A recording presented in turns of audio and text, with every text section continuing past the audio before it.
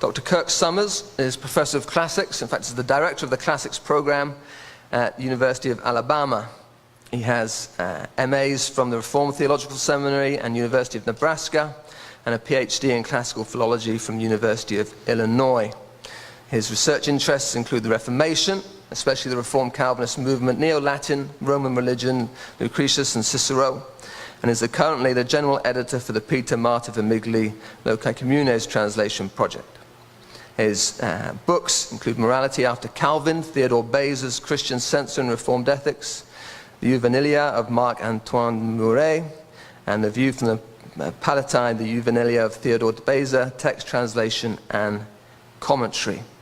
He will be speaking to us this afternoon on Islam and Lambert Daneau's Tree of Heresies in 1576. So please give a warm welcome to Dr. Kirk Summers.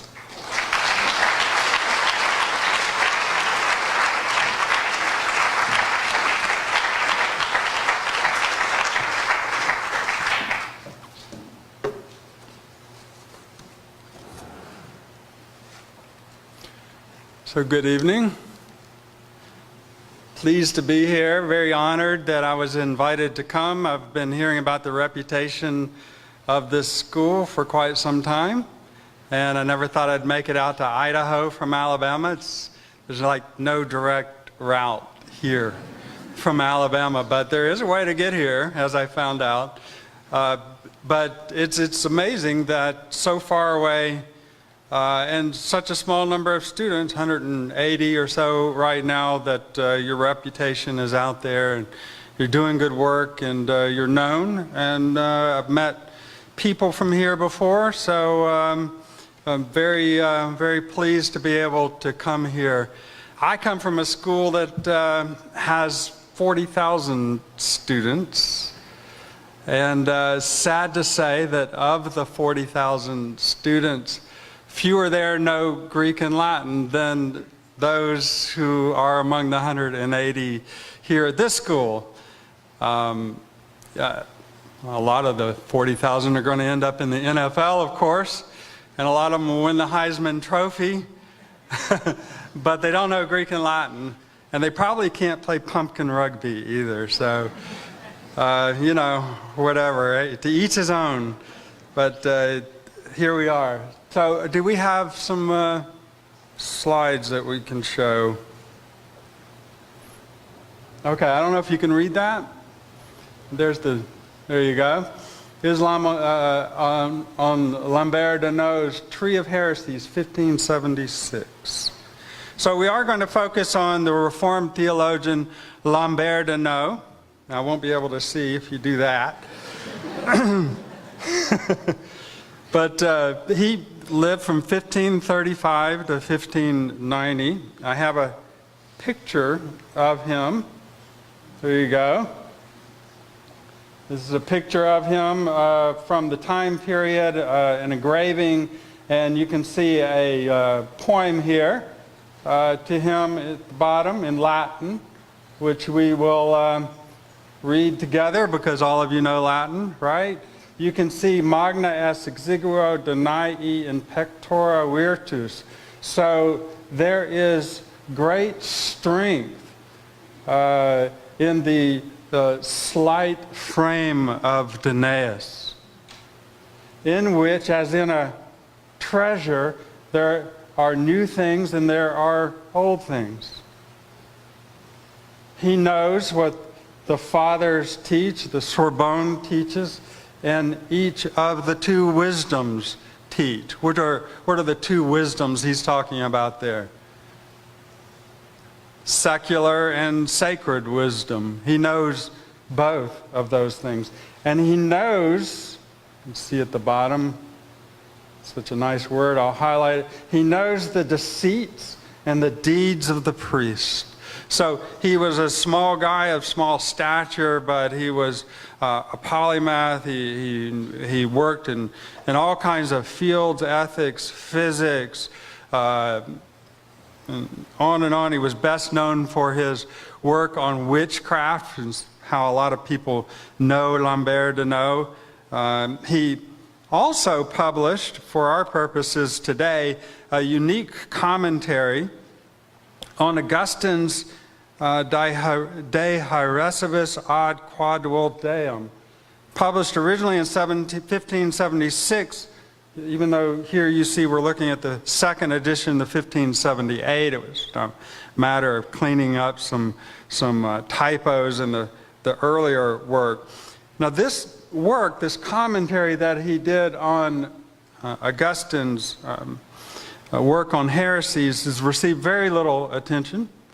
Olivier Fatio, who stresses Daneau's role as an early representative of the scholastic tendencies that will characterize the period of Reformed orthodoxy, identifies the commentary as an example of the dialectics that Daneau favored throughout his career. And Christoph Strom offers a brief analysis of it in his article in the Oxford Guide to the Historical Reception of Augustine. Yeah, there is such a book. And he argues that Daneau was trying to use the catalog of ancient heresies to fend off their contemporary manifestations. So there are heresies in the 16th century. So let's look at this catalog from way back in the 5th century, and we can recognize more easily the heresies as they crop up. He's countered by a very solid scholar, Irina Bacchus, in her article, Reformed Orthodoxy and Patristic Tradition, that appears in Brill's Companion to Reformed Orthodoxy. And for her, Daneau's comparison of ancient heresies to contemporary disputes is of secondary interest to the methodological innovations that he introduces. She concentrates on the importance Daneau gives to the Church Fathers in constructing his arguments. In this case, she believes that Daneau started with a review of patristic formulations to create a very narrow definition of heresy, one that cast it as a persistent and obstinate resistance to scriptural instruction from within the context of the church.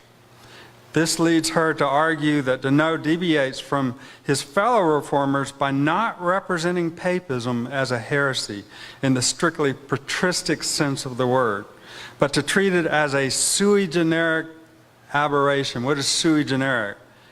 It's unique and of its own kind, right? It's special. They're an enemy of the true church, to be sure, but not exactly a heresy, according to this analysis. Papism accepts the authority of the scriptures, yet gives weight to subsequent human accretions from the church hierarchy. Her position ignores one remarkable feature of the book, however, a plate, a fold out, a centerfold as I like to call it, that stood in the front of the book, labored Arbor Heresion. Here it is. This is a remarkable page that doesn't survive in many copies of the book. Literally the Tree of Heresies. Here, Daneau depicts a tree growing out of the heart of the devil himself. Look at that. There's the devil. There's his heart right there. And you can see the tree is getting the nourishment from the devil himself. The tree branches out into all major heresies since the beginning of the church, culminating to the left. This is why I think Irina Bacchus got it wrong. Culminating to the left in his tree with papism as a kind of sum of centuries of heresy. The banner at the top here reads as follows. I'll just read you a translation. You can check to see if I got something wrong. The Tree of Heresies, from which one can see how they flowed one from the other. Furthermore, these heresies have coalesced in the end into two completely distinct heads. Truly, falsehood cannot agree with itself. So even heresies disagree with each other. And of these heresies, the ones on the right have expanded upon the error of their own patriarchs. The patriarchs are the ones going down on the tree from which the others have spread out they've expanded upon the error of their own patriarchs the less. The ones on the right have deviated the less in their heresies than those on the left. Clearly, Daneau considers papism a chief heresy of the worst kind. Setting that aside, though, there remains the corresponding chief heresy topping the right side of the tree, that of Islam. It should be noted here, just because I like to use this tool, I'm going to go like that. So there is Islam. All right.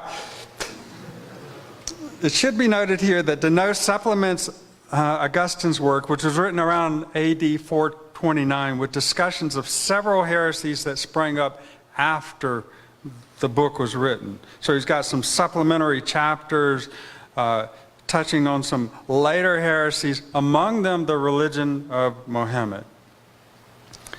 Daneau's treatment of Islam has gone largely unnoticed, except for one assertion, an incorrect assertion, that Daneau associated the religion and its founder with the Antichrist.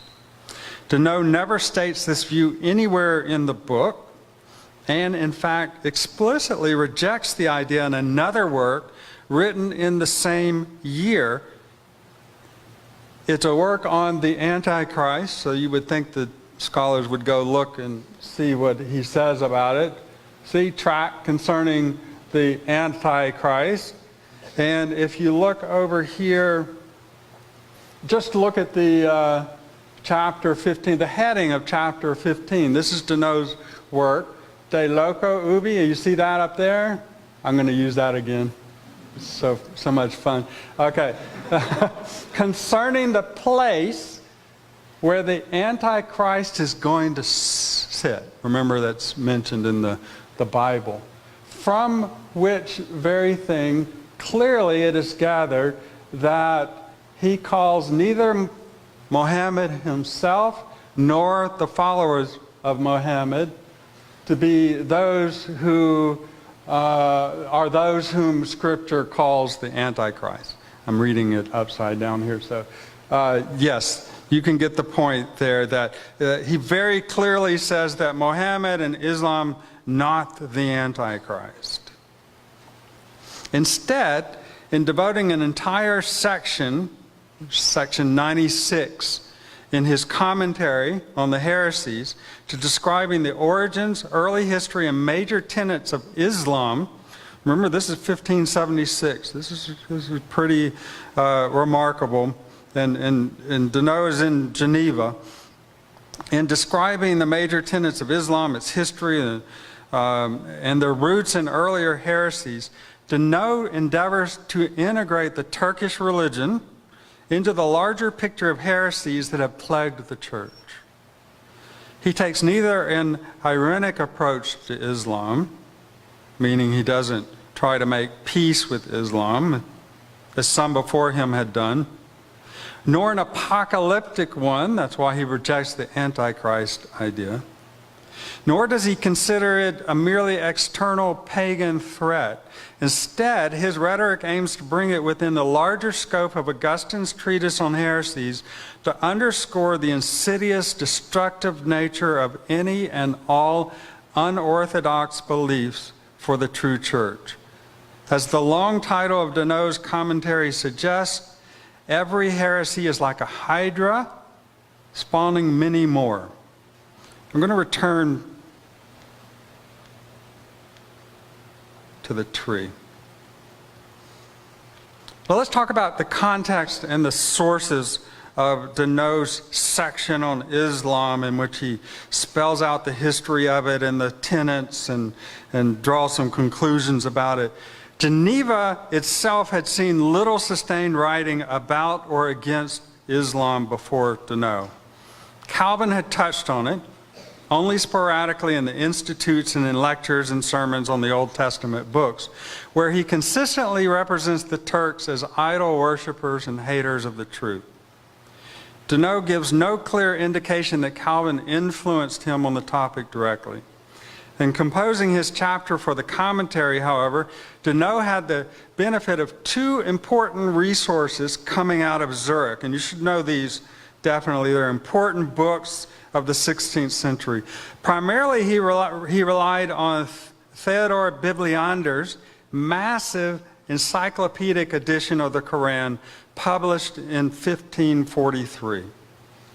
I checked, and the Library of Geneva owned a copy of it during Daneau's time there, and Daneau seems to refer the reader to it at the end of his chapter on Islam. It's a gigantic volume. Actually, it's in a couple volumes. The edition was based on the 12th century translation from Arabic into Latin by Robert of Caton under the sponsorship of Peter the Venerable, abbot of the monastery at Cluny. So there was a Latin translation done in the 12th century from the Arabic into Latin. So for his edition, Bibliander collates the text against new manuscripts and annotates it throughout. He also includes, and this is important to know why it's so massive, he includes a myriad of other Islamic texts, scholastic denunciations, medieval denunciations, and refutations of Islam, and histories of the Saracens, those were the first adopters of Islam, and the Turks. Further, his edition contains a cautionary preface written by none other than Philip Melanchthon, together with an apology by Bibliander himself for publishing the Quran, both indicators of the difficulty that the author experienced at Zurich in trying to obtain permission from the authorities there to go to print. It was difficult. He had come out with a book, he had put it together, and months and years went by, and he couldn't get them to even sign off on it for him to be able to publish it. And Philip Melanchthon had to write a letter to the town council and so forth. Melanchthon's caution to the reader hammers home the point that the true church is built upon the Word and confirmed by miracles that the devil's power cannot match. Mohammed, in contrast, came much later and rejected God's Word while producing another unauthorized word. Although admittedly, Mohammed retains some good mores and laws, Melanchthon says, he fails to embrace the heart of the gospel, which teaches the nature of Christ, the remission of sins, and faith over works. And even his moral instruction, Mohammed's moral instruction, undermines the institution of godly marriage and promotes the importance of pleasure, a patent mark of the devil. The prophet Daneau, Melanchthon says, foretells of Islam when he prophesies about the little horn. Do not believe the devil's tall tales, Melanchthon warns. He laments that for a long time now God has exhibited his wrath at impiety by allowing the church to be thinned out and decimated by the Islamic plague on the one side and Roman Catholic idolatry on the other. Even so, the Heavenly Father is now reigniting the light of the gospel so that some might be freed from his eternal wrath. Therefore, he concludes, quoting now, let us entreat God to restrain the power of the devil raging about in ungodly empires and putting an end to its blasphemies, idolatry, and other evils, and glorify his name and free his church from all evils. Melanchthon's epistle anticipates the twofold division between Roman Catholicism and Islam in Daneau's Tree of Heresies, and several of the arguments in his chapter of Islam as well, as we shall see. But Melanchthon does not treat Mohammed as an intellectual figure who was drawn to and influenced by heretical interpretations of the scriptures. This view is better represented by Bibliander's own apology, where he takes up several polemical strands of other authors that associate Islam with heresies, Nestorianism as well as the Antichrist. Peter the Venerable's own work titled, I'll just give you the English, A Brief Summary Against the Heresies and Sect of the Diabolic Deceit of the Saracens. So Saracens, you see, becomes a term for Muslims quite often in these words. So Venerable's work included among the text likely suggested to him the conventional approach. Bibliander exhibits a slightly more irenic tone, however, in his textual annotations on the Quran. So he tries to make peace with Islam in his notes. Rather than sustaining a relentless polemic against perceived doctrinal errors in the Quran, he also notes points of contact as the occasion arises. For example, at Quran 2:115, to give you an example, Robert of Ketton's Latin has, quote, this is his translation of the Quran passage, "Since he is the God of the East and the West, it matters not which way the person praying turns. Reverence toward God is not circumscribed by any place, and his wisdom encompasses all things." End of quote. Bibliander's note points the reader to John 4 with the observation, "The true worshipers of God are heard everywhere." So you see there's a correspondence going on in the notes of Bibliander between the Quran and the Bible text. Perhaps Bibliander believes that such instances of commonality will facilitate dialogue in the future. Now, Daneau also may have been aware of Heinrich Bullinger's treatise, Der Turg, published at Zurich in 1567. This treatise recounts the origin of the Turkish faith and asks how the Turks were able to capture such a large swath of Christian territory with such astonishing rapidity. Bullinger, like Daneau, follows John Damascene in rooting out Islam's origins in Judaism and Christianity, essentially making it a heretical sect of true religion. Bullinger's major point is that Muhammad cleverly and deceitfully exploited the hostilities between Jews, Christians, and pagans, as well as the indifference toward the Mosaic law and Christ's teachings, to construct an appealing but non-scriptural doctrine and moral synthesis. In other words, Muhammad took advantage of widespread religious confusion. This is Bullinger's work, Der Turg.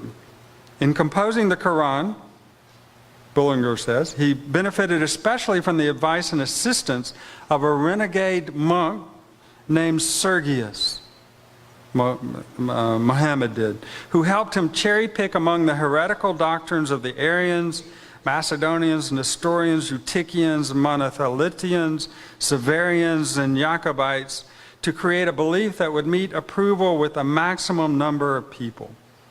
God then used this synthetic religion, Bullinger says, to expose the weakness of the Christian faith as it was being practiced, plagued by ceremonialism and political intrigue. In the same way, in the past he raised up the violent empires of the Assyrians, the Babylonians, the Persians, the Greeks, and the Romans to chastise and correct his people. Clearly, God exercises his judgment through such tyrannies. Like the Turks, these kingdoms had great success and lasted for a long time. But as soon as God accomplished his purpose, the strengthening of the church, the Turks, like them, will fail.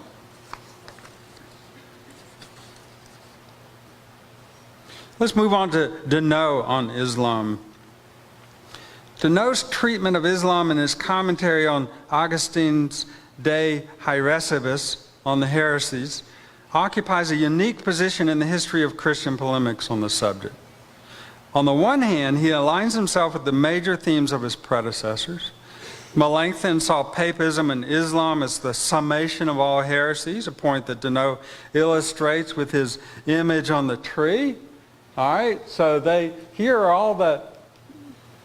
here's the tree growing out. There's the patriarchs, you see, of heresies, from which branch out all these other heresies, and they're topped off by papism on the left. And remember, he said that's the worst stuff is on the left, and then on the right, you've got these other heresies which have been topped off by Islam on the right. This is a kind of picture that Daneau has picked up on out of Melanchthon's work. And Daneau certainly shares Bibliander's view that Islam has retained some praiseworthy ethical and liturgical ideals, lost with the ascendancy of Roman Catholicism.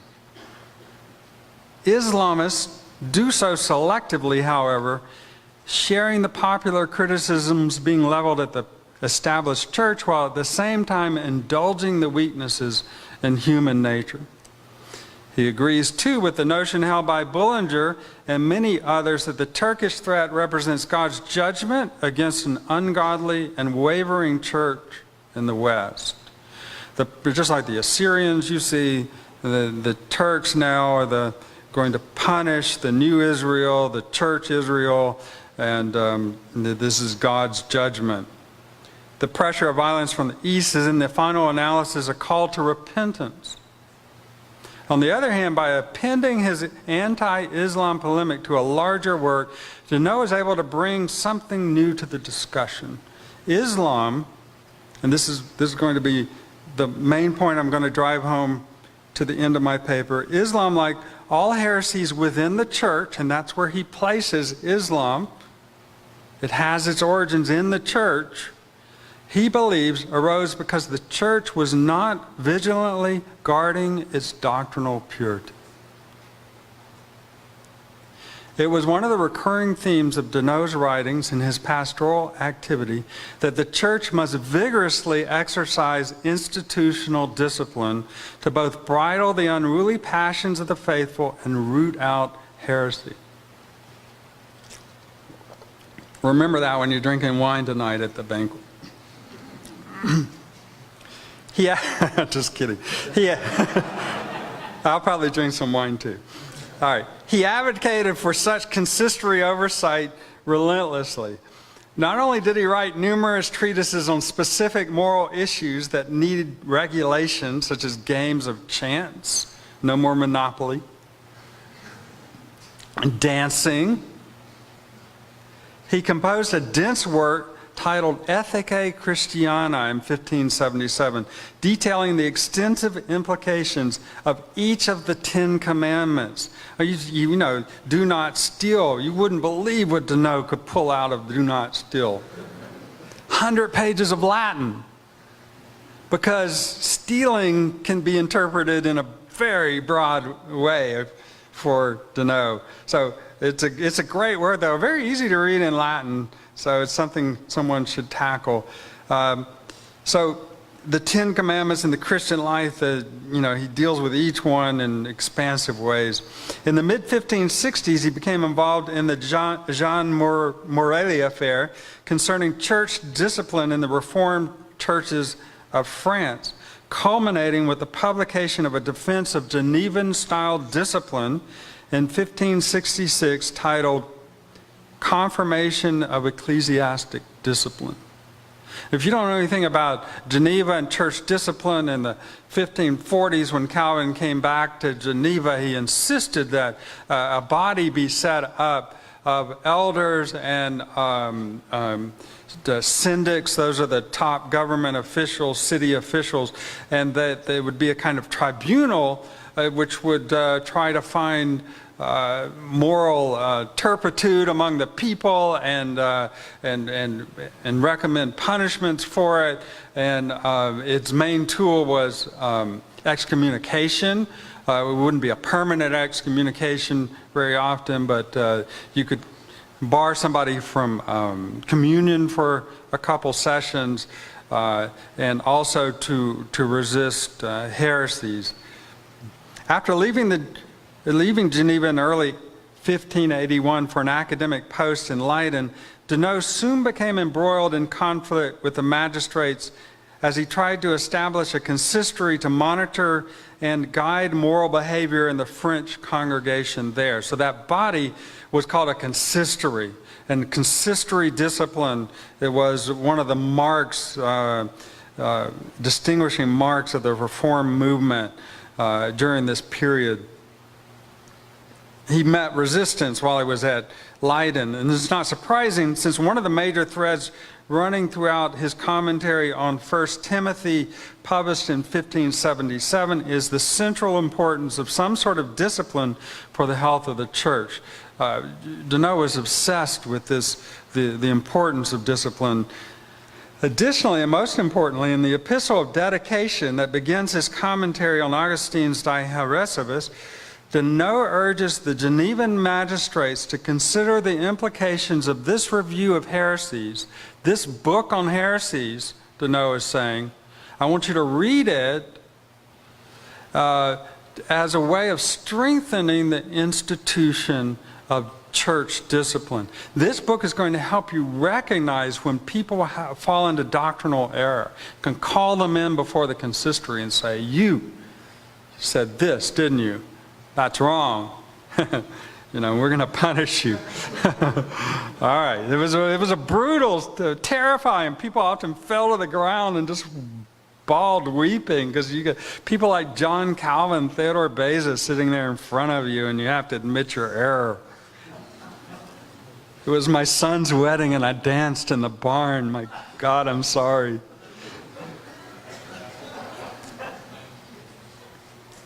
All right. We're going to return to those arguments in those last two works shortly, but to understand precisely how this chapter on Islam links with his ideas on discipline, we first need to review his presentation and critique of Islam in some detail. Daneau's chapter on Islam bears the following subtitle. I'm sorry I don't have it to show you the chapter up here, but just trust me.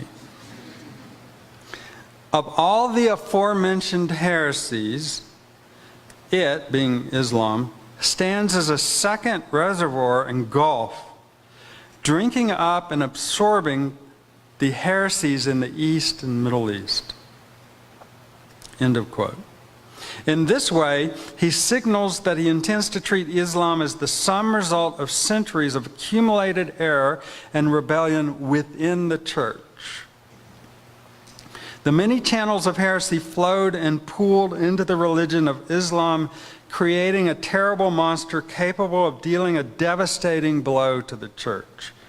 Daneau notes at the outset of the chapter that Islam, a, quote, heresy beyond blasphemous, or rather, as Damascene, that's John of Damascus, has it, a pit of heresies, end of quote, arose around 625 AD, chronologically close to the rise of papism, which he puts some 15 years apart. Daneau sees in this phenomenon the creation of a bipartite and twofold kingdom of Satan. Islam removes and denies the hypostatic union of the two natures in Christ. If you don't know what that is, ask Dr. Edwards. He'll be glad to give you 4 hours of lectures on it. While papism eliminates and abrogates the offices and true works of the mediator, as well as Christ's title as head of the church.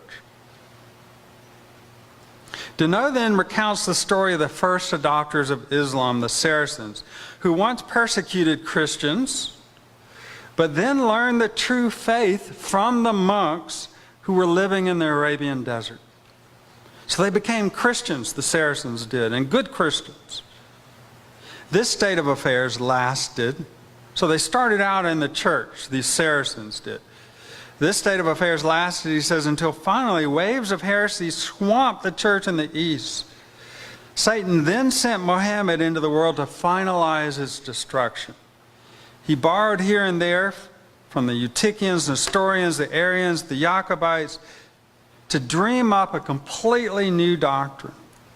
The fact that the doctrine of the Christian faith languished in uncertainty and Christians quarreled among themselves conditioned people across the Middle East to embrace the new synthesis enthusiastically. They were looking for stability and certitude, which they found in abundance in Islam. Africa itself fell to the new religion, for example, because the Vandals, with their Aryan beliefs, had loosened the foundations of the church. God allowed this false religion to spread Daneau says, is an exercise of judgment against all those who hold in contempt and tear apart his word. Daneau attributes Muhammad's success to a mixing of moral indignation and outrage over doctrinal and moral corruption within the church, together with the assimilation of various errors, quote, sneaking about in the midst of her bowels, end of quote. In regard to the former, he notes that Muslims condemn sorcery and games of chance, moral failings to which Daneau devoted treatises, as we mentioned, and for which he suggested punishments and remedies. They oppose the cult and invocation of dead saints, lawsuits, and usury. They approve the Psalter of David that Muslims do, and so on. He then lists 19 heretical doctrines that Muhammad appropriated.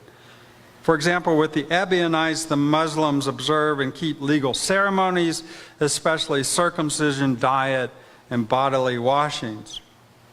Daneau ends abruptly, having proven his point to his own satisfaction that the slow, insidious creep of heresy throughout the church develops like a tree, spreading branches and extending its trunk. The devil nurtures and encourages its development until the shoots and stems mature and fuse into false churches that cover a vast number of people. Papism and Islam stand as amalgamations of every kind of heresy that has ever arisen. As mentioned earlier, when surveying the many heresies in the book and considering how Satan used them in their ultimate manifestations to wreck the church in both the East and the West, Daneau intended his readers to think of the crucial role of consistory discipline for protecting the doctrinal purity of the church. He makes this unmistakably clear in the epistle dedicating the book, of the commentary on the heresies, to the syndics of the Genevan Small Council. In the Genevan city government, there was a huge council, a lot of people, 400 or so, and then there was a smaller one, I forget the number, but then there was a really small council with 6 or 8 or so leaders, like the mayor's council or whatever, and these people in this small council were called syndics, and they often appeared on the consistory as well. So he dedicates this book on heresies to them. And there Daneau expresses his desire to dedicate this book on heresies to the council for 2 reasons. First, it was the council who initially resisted papism and created the environment for the people, for the preaching and teaching of scripturally grounded Reformed doctrine. Daneau recounts his own spiritual growth under the guidance of the city's godly pastors and doctors, men such as Calvin and Beza. Second, Daneau reminds the syndics of the many and great evils from which God has rescued them when he freed them from papism. For Geneva, he accomplished this in no ordinary way. Rather than slowly disperse the lies of heresy through the truth of the gospel, Daneau says God swiftly and graciously uprooted the tares from their midst. He accomplished this through the vigilance of the pastors and the bravery of the syndics themselves, who did not fear the envy and threats of the powerful. Daneau points to the establishment of the consistory in 1541 as a crucial moment in exposing Satan's deceit. Satan, he observes, has raised up those who would fan the flames of dissent and disseminate falsehoods. But because of God's exceeding goodness, the truth won out, and the seeds of the poison were eliminated. Here in chronological order, Daneau recounts all the major heresies that arose in Geneva. Some before the establishment of the consistory, but many after. In every case, some individual or group revived an old heresy, and in every case, the syndics heeded the warnings of the pastors and the consistory to either expel or execute them. This is the strength, you see, that Daneau finds in the Genevan system. Among these are Castellio, Grutus, Jerome Balzac, Michael Servetus, the most famous of all, Valentinus Gentilis, and so on. In one way or other, these tried to revive numerous heresies that appear in Daneau's book. Daneau warns the syndics to continue to beware of these serpents who conceal their poison with sweet odors. Be diligent, he advises them, lest some ruin of Christian doctrine arise and sprout among you. He urges them to rely on two supports for the protection of the purity of the faith. First, they should look to God as their defender against adversaries. That one's obvious. Second, they should trust the institution of discipline. On this, he writes more extensively, and I'm going to give you the quote here.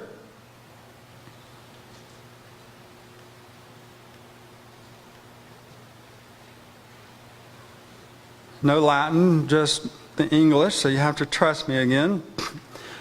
But continue to keep in the best state that holy rule and discipline of mores, lest by human nature's natural tendency to rush headlong into the worst mischief and to lose courage, it totter and fall. Lest by any tacit habituation, little by little evil mores creep up, and not only a boldness to public bad conduct befall you, but increase. For it is true that man's nature is inclined to pleasure. Don't listen to those who complain that it is a hard yoke. This is worthy of your own and even your paternal virtue. It is salutary for your souls. It is pleasing to God. It is altogether valuable and necessary to the safety of your city. I exhort you to it with all my heart. Daneau then urges the syndics to use the present book, where they will find almost all the heresies from the death of Christ to the establishment of papism and Islam, both of which are complete apostasy from the faith of Christ, as a kind of guide to all the errors for which they must be on guard. Later in the prolegomena to the work, Daneau remarks how some pity those immersed in old heresies of papism and Islam and want to show them mercy, rather than send them to the magistrates for punishment and death. Such people only want to punish the new heresies. But Daneau warns, it happened once that an old idolatry went unpunished. We have the example of the mother of Asa, the king of Judah, who accordingly was deposed of her rank, but not punished with death. And that's 1 Kings 15. You might want to look at it in the cult of Asherah. So, reaching the conclusion, you've been very patient with me. Just follow me in this. This paper began by asking what set apart Daneau's treatment of Islam from all those who had gone before him. We noted that very little had been said about Islam from Geneva. It wasn't an immediate concern for them. Daneau himself does not single out Islam as a unique enemy of the church, as some sort of special category of extra-biblical, unprecedented threat to the survival of God's people. The scriptures have accounted for men like Muhammad, for teachings like those of Islam. He is another in a long line of false prophets who appeal to the worst of human nature, according to Daneau.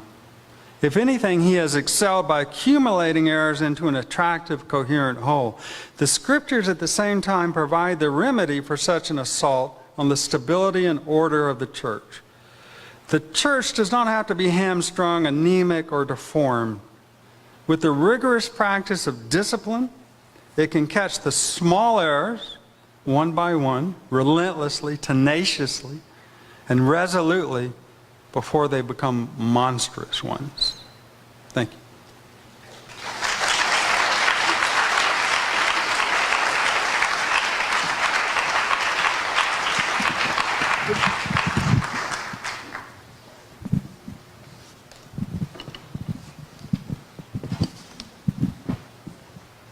Okay, if you sit on the far one. Thank you very much, Dr. Summers. That was fascinating. So,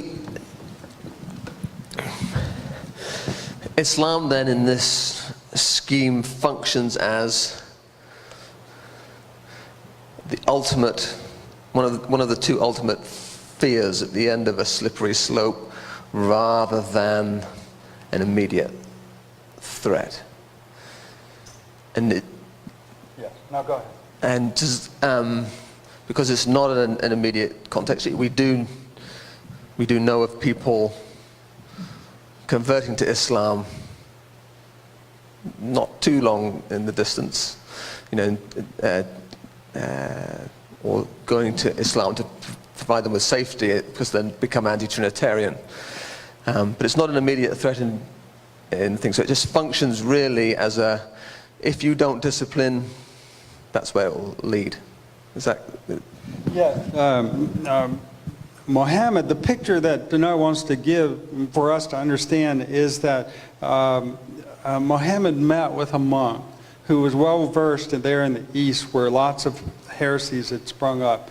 And he sat at his feet and he learned all the heresies that were very attractive to people because the church and the church doctrine were just slipping away. It was really hard for people. They were seeing the church as a very unstable place.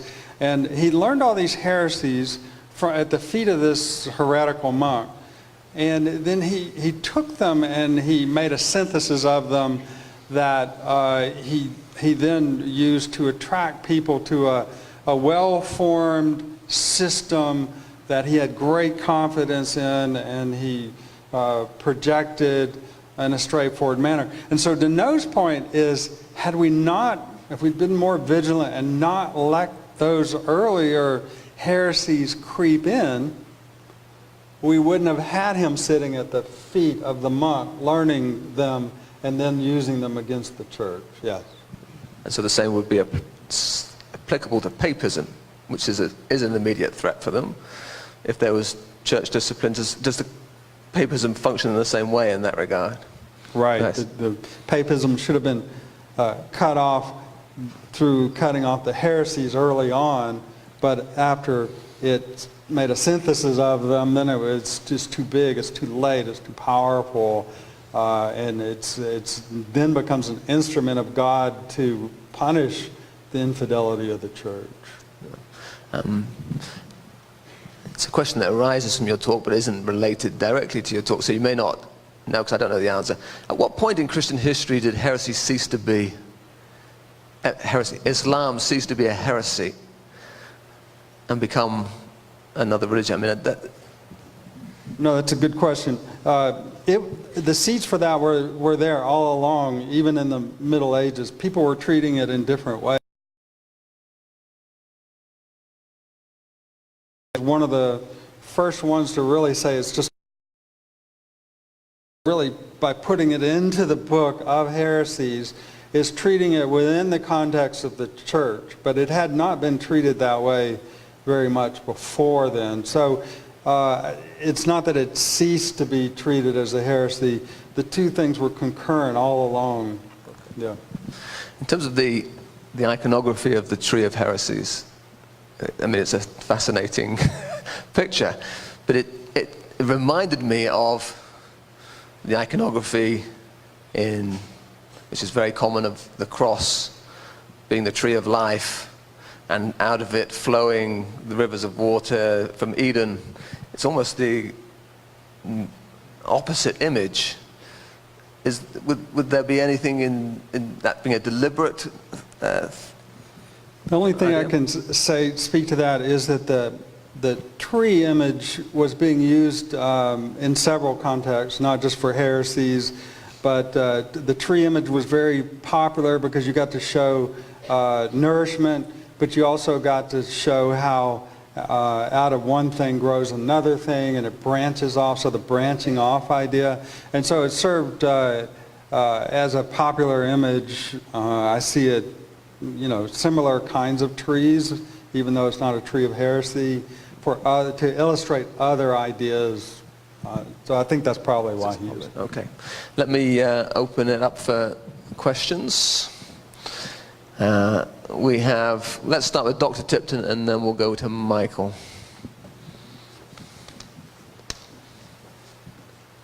And feel free to ask about coffee because that's my other expertise. Okay. I'll follow up with coffee. We'll save that for the end. Yeah. Thanks a lot for that talk. First of all, it was fascinating, and you mentioned so much that I thought was just extremely interesting, and I have a whole list of questions, but I'll save some of them for later, some of them for the banquet. And right now, I'll just focus on that tree and the fact that you said it was a fold-out. And when he said that, that immediately brought to mind Beza's famous Tabula Praedes et Nationes. And so it just set me thinking about what is the purpose of the fold-out at this time, maybe generally, but also Daneau's purpose himself. Why did he want this? I guess I'm sure it wasn't a complete innovation in printing, but the fold-out's picking up in the 16th century. And so, I'm just wondering, is it just a utilitarian function that now these consistories that he's admonishing can have something they can pull out and say, okay, this is where this person falls? Or is there's something rhetorical about it? It's that all these heresies are in this nice bow, and it's contained now, and it's somehow controlled. Talking about before we came in here about the brand.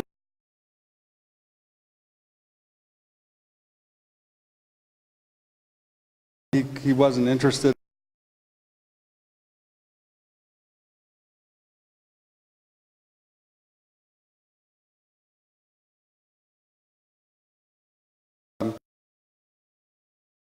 For that, and if you could follow people, shows how eager people were to get their hands on them and cut them out of the. It was a big sell. That showing what the book is. The book is showing the connection between all these heresies, certainly, and it makes that point in one page. But also it helps sell the book, I think. Thanks. And just one more question. How did, just looking at that tree, how did Irina Bacchus get that wrong? That's a very good question. Yeah, and I'm going to say without knowing for sure that she may have been looking at one of the many copies without the fold-out. And if you were looking at a copy without the fold-out, there's nothing in it to tell you that the fold-out is there, that's missing. So there's so few existing copies of that fold-out, she may have missed it, because I do not know how she could look at it and say what she said. Yeah. Which is a warning about being thorough. Yeah. She's a very thorough Yeah. scholar, and she's very ill right now, so I don't speak ill badly of her, but yeah, she missed the boat on that one for sure. Yeah. Michael.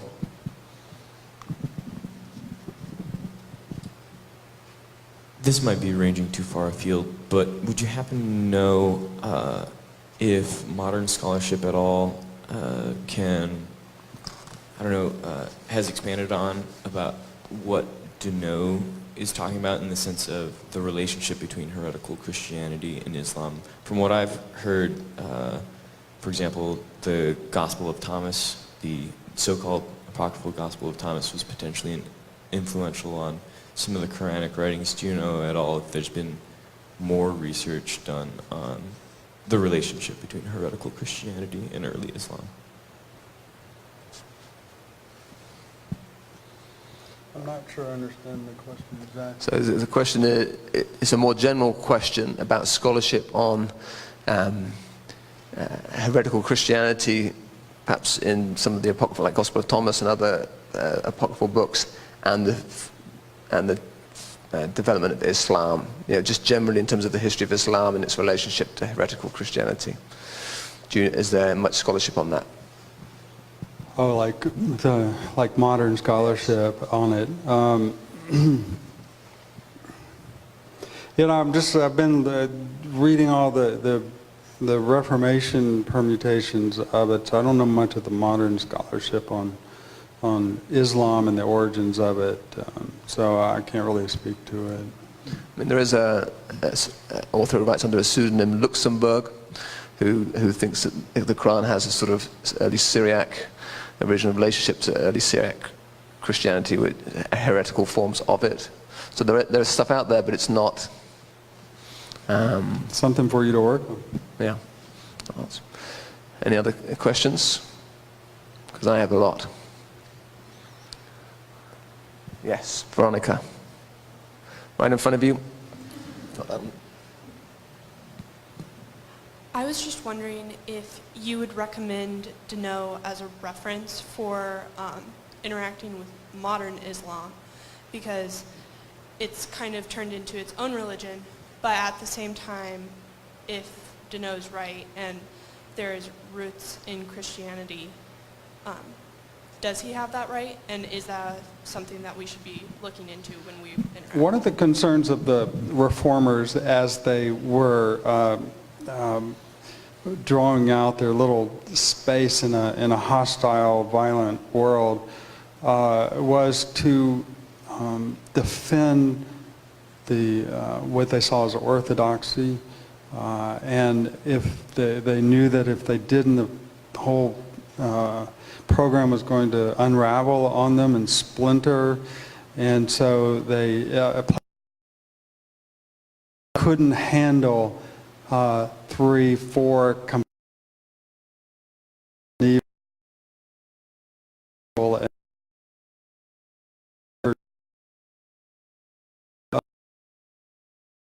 is Daneau thought not, that it was not, that the church should stamp out the little fires that were going to become forest fires eventually. So I guess each person is going to have to ask for themselves how vigorously we're going to have to defend our own doctrines and the orthodoxy of them. Obviously we don't have much in the way of consistory discipline anymore. We don't say, where were you on Saturday night? It's been reported to me that you were at a movie, an R-rated movie, and so you're going to have to skip communion. I mean, it just doesn't happen anymore. But Daneau definitely thought it should happen. We just live in a pluralistic society where it's just hard to make a lot of resistance to that idea, even in Daneau's time. Especially among the Lutherans, they did not want consistory discipline. So that's going to be my answer to that question. I don't know if I answered it very well, but. Do you think if so interfaith dialogue is not quite at its peak hour, that was probably about 10 years ago when that was considered the world's problems could be solved if everyone talked together. But do you think a meeting between Christians and Muslims to discuss things would be more fruitful if the Christians went into it saying this is a heresy and we need to convince them of truth, rather than they are completely foreign theologically? See, Theodore Bibliander in 1543 is publishing that book to say, let's learn about them and dialogue with them. We can find points of contact. And he had to, the Zerkers didn't want to publish the book because of that. And he had to get Melanchthon on board, and Luther even wrote, and he had to write his own apology and say some things about how, they don't believe in the word and we can't accept them and so forth. But it's clear from Bibliander's notes that he thinks that the more we learn about them and talk to them, the more that we can get along with them and find agreement with them, and it's a big tent kind of attitude. But the Zerkers and the Genevans, they didn't want to have that. They didn't think the church could survive in its nascent form in a big tent mentality. Okay, I'm going to ask a more general question, because you've illustrated really well the amount of, the sort of work that goes into reading a 16th century text. We've highlighted a problem of if you just tie yourself to one edition, that odds of misreading that text are pretty high. With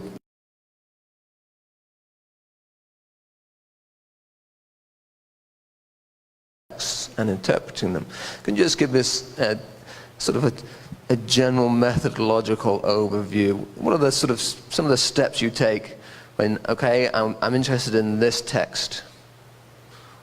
What are those steps you take in order to think, in order to understand it, these are the things I need to think through?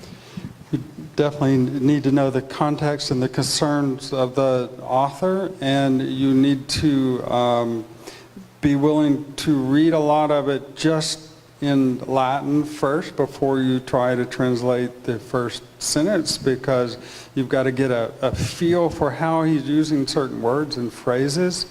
One of the things that you should throw out sometimes is your dictionaries.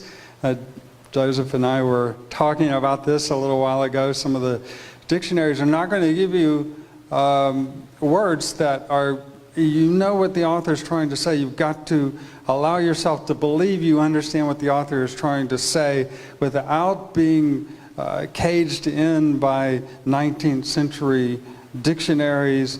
Just give you an example from the first frame there. It's talking about great strength, magna virtus, in a slight, and you notice I translated the word pectora.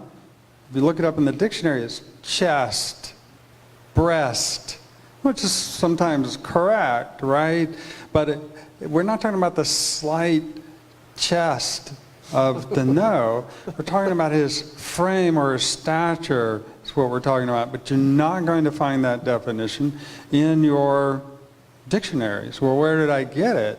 It's just the sense that was demanded there, and so I was freed up enough and trusted my own instincts enough to know that that's what the poem was trying to say, and it makes better sense in English. You also have to free yourself from punctuation, because the punctuation in the Reformation is ludicrous. A student and I are reading Martin Chemnitz, a Lutheran writer right now, on the Eucharist, and just as, without saying anything to her, I said, I just want you to translate that first paragraph and come back to me. Well, I already knew that there was no verb in the first sentence, or in the second sentence either. In the third sentence, there was a verb. Now, there were some subclause verbs, so there was no main verb in the first two sentences. But they ended with periods. But until she learned that sometimes you have to ignore the periods, there were two long subclauses, and in the third clause, which was marked by a period, all of them were marked by periods, you found the main verb. There's semicolons where they don't belong. There's commas that will throw off your entire translation if you pay attention to them. These are just printing quirks of the 16th century. So I throw out those few ideas off the top of my head. Okay, thank you very much. Let's give another warm thank you to Dr. Summers for such a tremendous lecture. Thank you.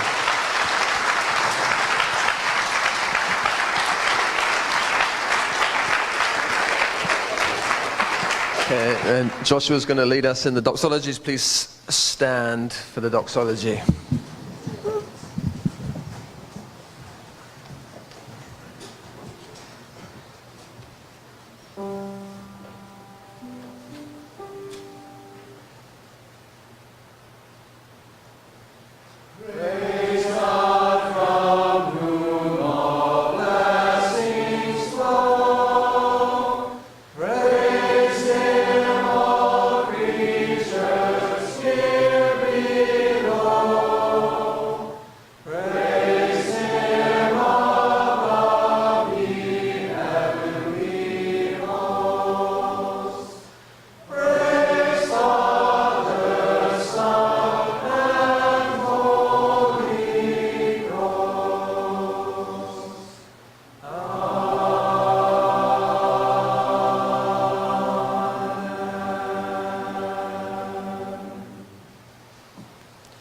See you at 6:30, Reformation banquet, 2 pence. 2 pence.